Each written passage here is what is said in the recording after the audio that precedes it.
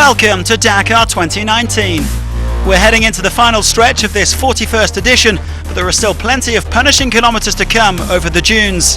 The rally can't be won today, but it can be lost, so favourites beware.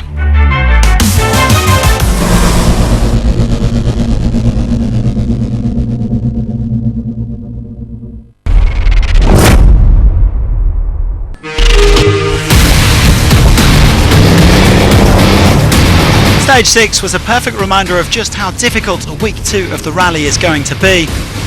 By the end of a long and gruelling day in the dunes, the number of abandons had reached 108 from the 334 vehicles that left Lima a week ago. They came to Peru to feel the pulse of an extreme adventure, but 1/3 of the field has already been defeated by the Dakar.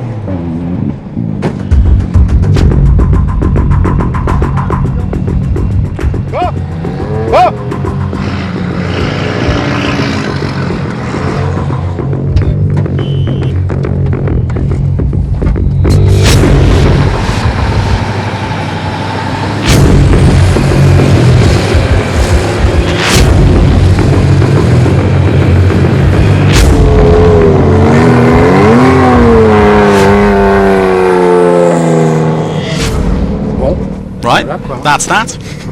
A nice quiet day.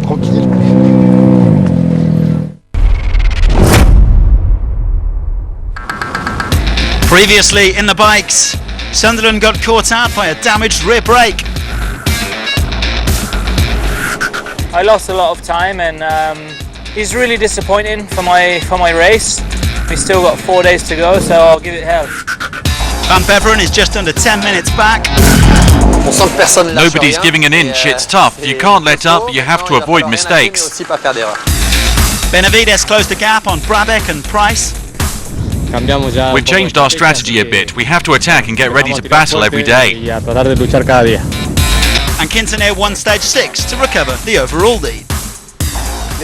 First overall, finally the strategy from before the rest day paid off and I'm happy.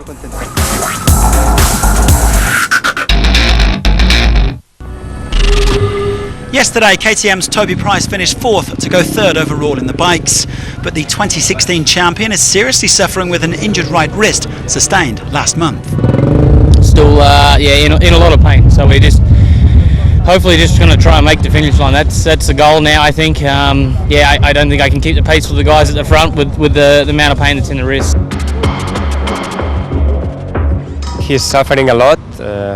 We knew that could be a hard Dakar for him, but he's an animal. He's going really fast, even with one hand and with a pain in the arm, and he's doing really good. 4 minutes from the leader.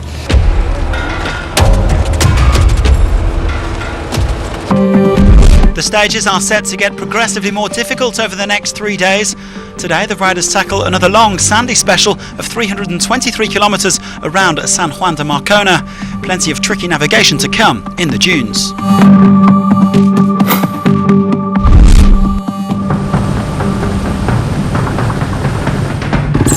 Price, the reigning FIM cross-country rallies world champion, the 4th man to get underway today, though the rally was briefly neutralised at CP1 because of heavy fog.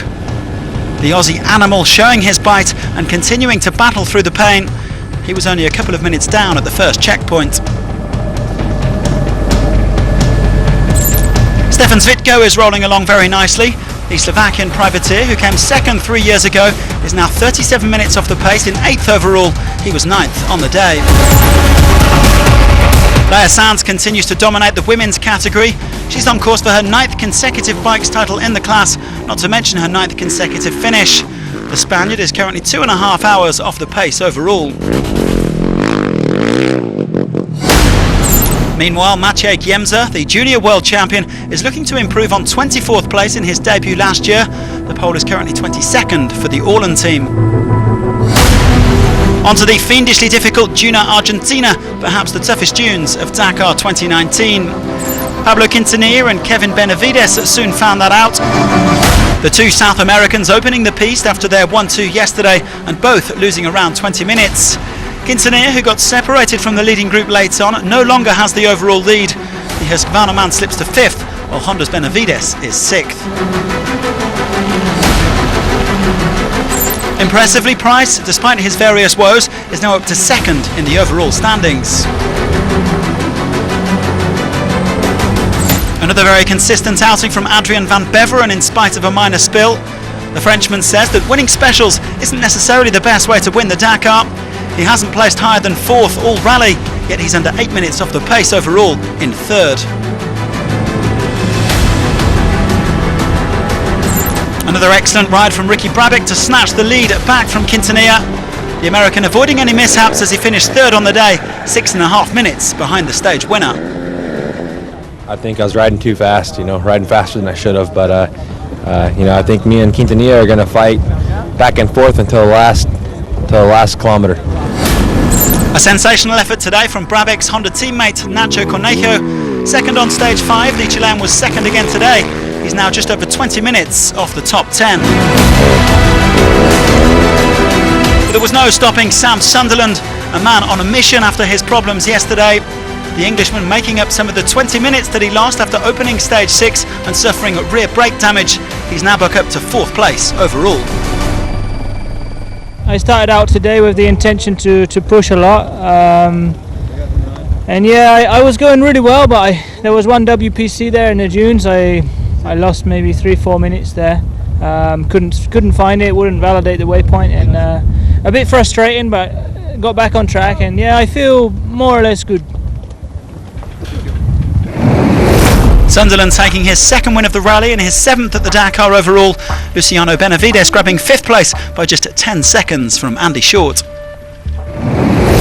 Brabec is back on top overall and the 5 leading riders are all within 10 minutes. KTM have yet to lead this year, but Price and Sunderland are now 2nd and 4th. Another day and another victory for Nicolas Cavigliasso in the quads. The Argentine came in 4 minutes and 10 seconds clear of Alexandre Giroud to claim his 6th win in 7 stages. He now leads Jeremias Gonzalez by 1 hour and 15 minutes overall.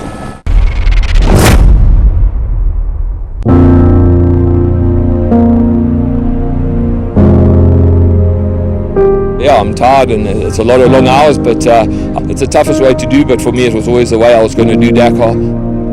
Stuart Gregory is one of 30 riders registered in the original by Motul class, the real heroes of the Dakar with no assistance whatsoever. The guys always come to you, ask you questions, I go to other guys, ask them questions, so yeah, we share tools, everyone works together. They are the brothers and sisters for the race that help each other.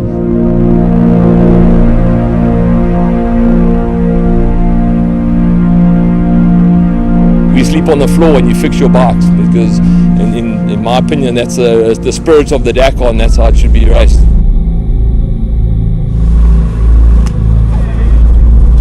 Pure party. The break of day, the sun spray, the fight today is on its way. The quiet dawn, we float. You try to hold yourself back a little bit, not take any chances. I think it's a different race from everyone else. You have to race for yourself and conserve your body. The black water.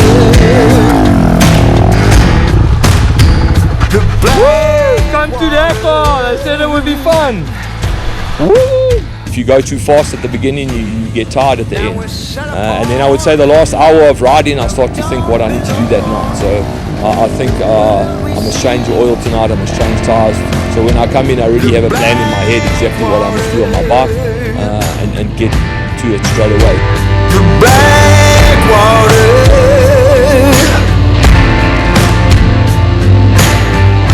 Yeah, I think I'm nuts. I think we're all a little bit nuts here in the original class.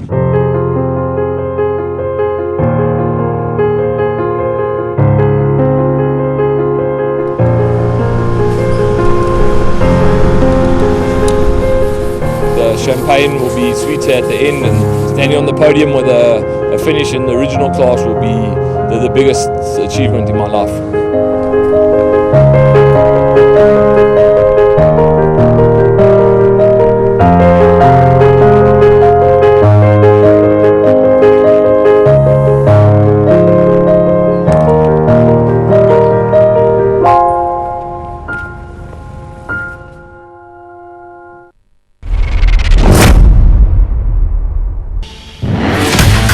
Last year, Loeb's race ended in the Tanaka Dunes. This time, he tasted glory, a third stage win of Dakar 2019, and that despite one or two issues opening the road and taking a major wrong turn. When we climbed up in the wrong direction, we saw NASA following our path and we said, cool, he's done the same. We came out of it pretty well. Loeb now second to Al Attiyah, who has a big advantage. We have really a good lead, 38 minutes from second overhaul. The mistakes are mounting up for Peter Hansel. Every time I make an error, we lose 15 minutes. We must have lost 45 minutes like that so far. It's making things really difficult. Yesterday was a shocker for Jakub Brzezinski. Fourth at the halfway point of the Dakar, the pole was full of hope. But on stage 6, the gearbox of the 303 let the 33-year-old down. He lost almost an hour and a half and dropped 2 places in the overall standings to 6th. A podium finish now looks highly unlikely for last year's 5th-placed finisher.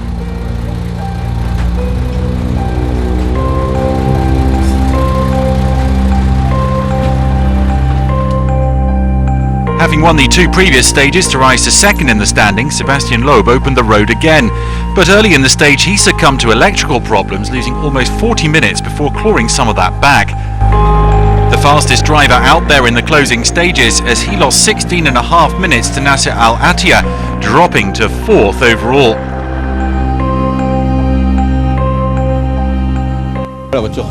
We stopped after only 3 kilometers of the special, then got going again. We did 5 kilometers, then stopped again. We got going again, then stopped again.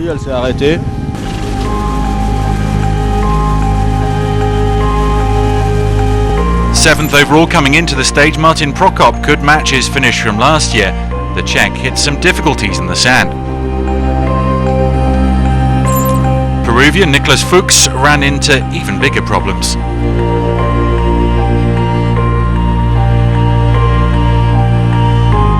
Defending champion Carlos Sainz has long been reduced to the role of a support man, here checking on the welfare of Stefan Peter Hansel, the best placed of the minis.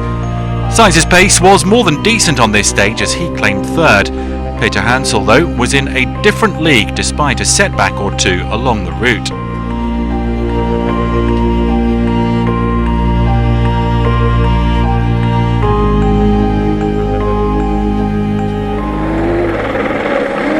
Firm command overall, Al Attiyah was another to discover this was an incredibly testing stage.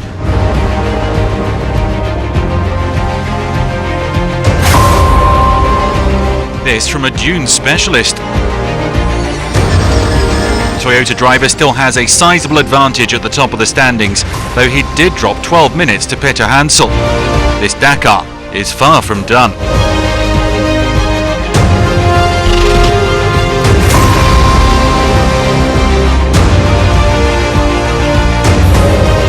After a 3rd-placed finish on stage 6, 5 times bikes champion Cyril Desprez moved up to 5th overall.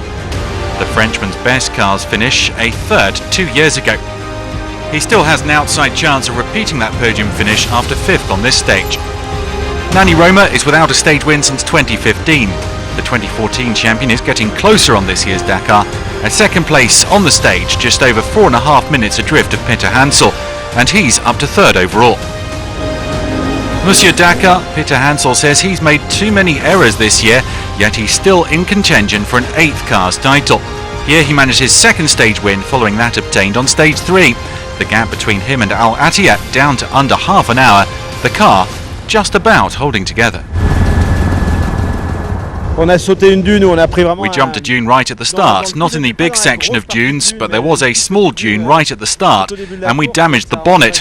There was a huge impact to the neck, and I saw stars from right to left. Ça a scintillé un peu à droite à gauche. So Loeb the big loser on the day. Peter Hansel making up good ground on Al Attiyah there.